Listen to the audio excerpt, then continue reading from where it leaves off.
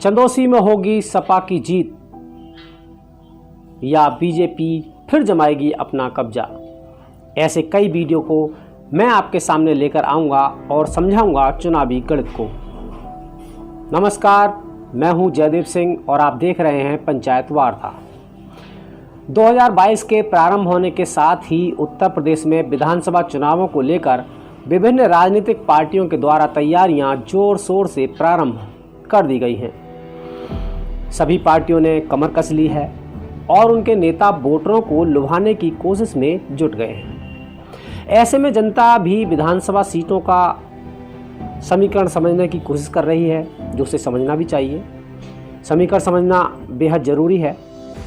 तो आज हम बात करेंगे यूपी के ऐतिहासिक जिले संभल के चंदौसी विधानसभा सीट की, जो 31 विधानसभा कहलाती है।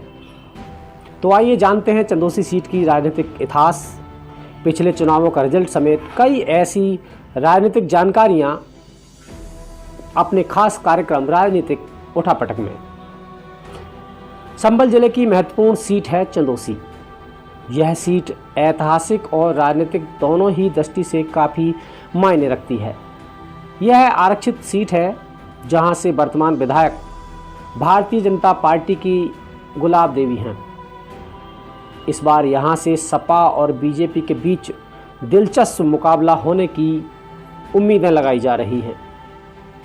चंदौसी ऐतिहासिक दृष्टि से काफ़ी महत्वपूर्ण क्षेत्र है। बताते चलें कि रोहेला शासक अली मोहम्मद खां के कोषाध्यक्ष थे दौलत शाह यहाँ के आर्थिक महत्व को समझते थे। उन्होंने चंदौसी में 9 गेट बनवाए, चंदौसी की चारदीवारी करवाई। समय के साथ इन गेटों ने अस्तित्व खो दिया और अब इनके नाम पर सिर्फ मोहल्ले ही बचे हैं। चंदौसी को शिल्पकारी के लिए भी जाना जाता है। राजनीतिक दृष्टि से देखें तो चंदौसी विधानसभा के अलग अस्तित्व में आने के बाद इस सीट पर अनारक्षित रूप में सन 1962 में कुंवर नरेंद्र सिंह निर्दलीय विधायक बने थे। इसके बाद 1967 में के देव विधायक बने। इसके साथ ही 1967 में ही दोबारा चुनाव हुए तो आधी आबादी ने अपना वर्चस्व दिखाया और चंदौसी सीट से इंडिया नेशनल कांग्रेस से रानी इंदिरा मोहिनी को विधायक बना दिया, जो कि इस विधानसभा सीट से पहली महिला विधायक बनी। 1969 में महावीर सिंह ने बाजी मारी, तो वहीं 1969 में फिर से पुनः चुनाव हुए और इस चुनाव में भी इंदिरा मोहिनी ने विधायक की कुर्सी संभाली। 1974 में चंदौसी विधानसभा सीट आरक्षित कर दी गई। 1974 के विधानसभा चुनावों में आरक्षित सीट होने के कारण सामान्य प्रत्याशी की जगह सुरक्षित प्रत्याशियों ने अपना भाग्य आजमाया और विधानसभा चुनावों में भारतीय किसान दल के देवी सिंह ने बाजी मार दी। इस तरह 1977 में जनता पार्टी के करण सिंह, 1980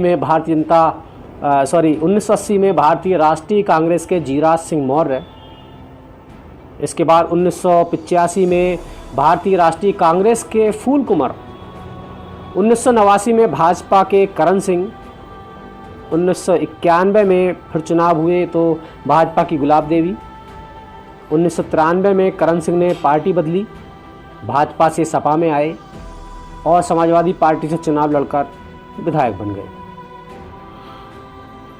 1996 तथा 2002 में भाजपा की गुलाब देवी, 2007 में बहुजन समाज पार्टी के गिरीश चंद, 2012 में समाजवादी पार्टी की लक्ष्मी गौतम। इसके पश्चात 2017 के चुनावों में फिर से भाजपा की गुलाब देवी ने विधायक बनकर सबको यहां पर चौंका दिया।